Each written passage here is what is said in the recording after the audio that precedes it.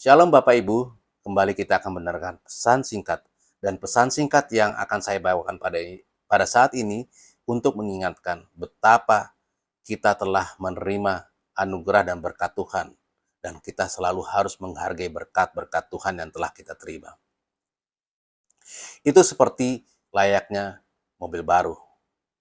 Ketika kita memiliki mobil baru, kita cuci, kita bersihkan, waktu kita akan pergi, pas harinya hujan, mobil itu kita tidak jadi pakai. Kita pergi pakai kendaraan lain.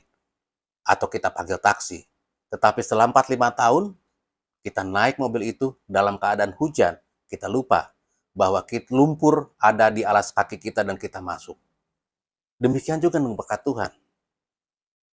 Ketika kita baru menerima berkat Tuhan, kita bersujud, berdoa, berterima kasih sama Tuhan. Tetapi apa yang terjadi setelah 4-5 tahun? Kita lupa bahwa kita telah menerima berkat Tuhan. 10 tahun, 15 tahun, 20 tahun. Apa yang membuat hal itu terjadi? Mari kita baca dalam Lukas 17 ayat 28 sampai 32. Demikian juga seperti yang terjadi di zaman Lot. Mereka makan dan minum, mereka membeli dan menjual, mereka menanam dan membangun. Tetapi pada hari Lot pergi keluar dari Sodom, turunlah hujan api, dan hujan belerang dari langit dan membinasakan mereka semua. Demikianlah halnya kelak pada hari di mana anak manusia menyatakan dirinya. Barang siapa pada hari itu sedang di peranginan di atas rumah, dan barang-barangnya ada di dalam rumah, janganlah ia turun untuk mengambilnya. Dan demikian juga orang-orang yang sedang di ladang, janganlah ia kembali. Ingatlah akan istri Lot. Bapak dan Ibu, jelas dikatakan di sini bahwa pada zaman Lot, rutinitas telah membuat mereka semua lupa akan anugerah Tuhan yang telah mereka terima. Mereka makan, mereka bekerja, mereka membangun, mereka berjualan. Itulah hal-hal yang setiap hari mereka lakukan. Tetapi ketika Tuhan mengatakan Lot harus keluar dari Sodom, bahwa hal tersebut telah merusak kehidupan mereka. Yang terjadi pada Sodom adalah hujan api dan hujan belerang, dan mereka semua binasa. Bapak dan Ibu, hal-hal rutin telah membuat kita lupa akan kasih berkat yang telah kita terima. Bahkan anugerah itu menjadi beban. Kadang kita lupa ketika pekerjaan-pekerjaan yang harus kita hadapi itu begitu berat sehingga kita itu merasakan seperti beban.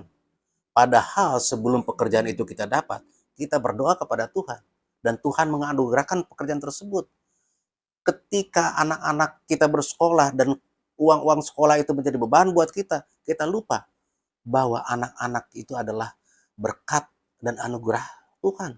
Bahkan ketika anak-anak kita bandel, kita merasakan dan kita menggerutu. Kita lupa itu adalah berkat Tuhan terhadap kita. Bapak dan Ibu, itulah yang membuat kita sering, di mana hal-hal rutin membuat kita lupa akan berkat yang telah kita terima dan seharusnya kita bersyukur. Tuhan menginginkan kita terlepas daripada itu. Tuhan menginginkan kita memiliki perhatian yang lebih daripada itu adalah perhatian terhadap firman-firman Tuhan. Firman Tuhan yang memberikan kita hikmat. Tuhan ingin kita mendengarkan. Tuhan ingin kita kembali fokus perhatian kita bukan pada hal-hal yang kita rutin, kepada cicilan rumah, cicilan mobil, apapun itu. Tetapi Tuhan menginginkan perhatian kita terhadap kasih dan anugerah Tuhan. Bapak dan Ibu, dikatakan di sini, barang siapa pada hari itu sedang berada di peranginan di atas rumah, barang-barangnya ada di dalam rumah, janganlah ia turun dan mengambilnya, dan demikian juga orang yang sedang di ladang, janganlah ia kembali. Janganlah kita selalu kembali, yang mengikat kita, membelenggu kita hal-hal yang rutin. Tetapi ingat, Bapak dan Ibu, kita memiliki kewajiban yang lain. Kita harus melayani itu sesama, kita harus memuliakan Tuhan. Bahkan sekarang, ketika COVID pun sudah berakhir, kita sudah terbiasa dengan hal yang rutin. Kita ibadah online. Gereja-gereja menjadi kosong. Padahal kita memiliki kewajiban untuk beribadah bersama-sama. Kita lupa ketika pekerjaan-pekerjaan itu membuat kita menjadi sibuk, bahwa ada PA, ada doa puasa, itulah yang harus kita perhatikan. Bahwa kita lupa bahwa Tuhan menginginkan juga pertumbuhan rohani dalam diri kita, bukan hal-hal yang rutin. Ayat 32 itu begitu singkat. Ingatlah akan istri Lot. Kita tahu, istri Lot menjadi tiang garam. Ini menjadi simbol di mana pada saat Abimelek berperang, yang kita bisa baca dalam Hakim-Hakim 9 ayat 45, sehari-harian itu Abimelek berperang melawan kota itu. Ia merebut kota itu dan membunuh orang-orang yang di dalamnya. Kemudian dirobohkannya kota itu dan ditaburnya dengan garam. Kota itu sudah dikalahkan, orang-orang itu sudah dibunuh, dan kota itu ditaburi garam. Yang artinya, area itu, daerah itu menjadi terkutuk. Istri Lot tidak ditaburi garam, tetapi dia menjadi tiang garam. Apa yang terjadi pada istri Lot, itulah yang menjadi simbol di mana ketika semuanya membelenggu kita, perhatian kita hanya kembali ke hal-hal yang rutin, itu membuat kita menjadi tiang garam. Bapak dan Ibu, pada saat ini saya ingin mengajak apa yang dilakukan Yakub, yang bisa kita baca di kitab Kejadian ayat 32, ayat 10. Sekali-kali aku tidak layak untuk menerima segala kasih dan kesetiaan yang engkau tunjukkan kepada hamba-Mu ini. Sebab aku membawa hanya tongkatku ini waktu aku menyeberangi sungai Yordan ini. Tetapi sekarang telah menjadi 2 pasukan. Refleksi terhadap berkat yang kita terima itu membuat kita bersyukur, selalu bersyukur. Yakub itu bersyukur pada saat dia pertama kali menyeberangi sungai Yordan, dia hanya membawa tongkat, tapi sekarang dia memiliki 2 pasukan. Berkat yang dia terima itu begitu luar biasa, dan dia bersyukur, dan dia mengatakan, aku tidak layak.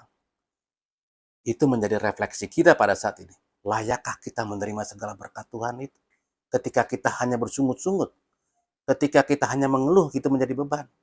Kita hanya mengatakan bahwa sehari-hari ini kita harus bekerja hanya untuk hal-hal yang rutin, sehingga kita lupa bahwa ada hal yang harus menjadi perhatian kita lebih, perhatian kita kepada Tuhan. Bapak dan Ibu, pesan singkat kali ini saya ingin mengajak kembali kita mengingatkan bahwa Tuhan ada di atas segala persoalan kita.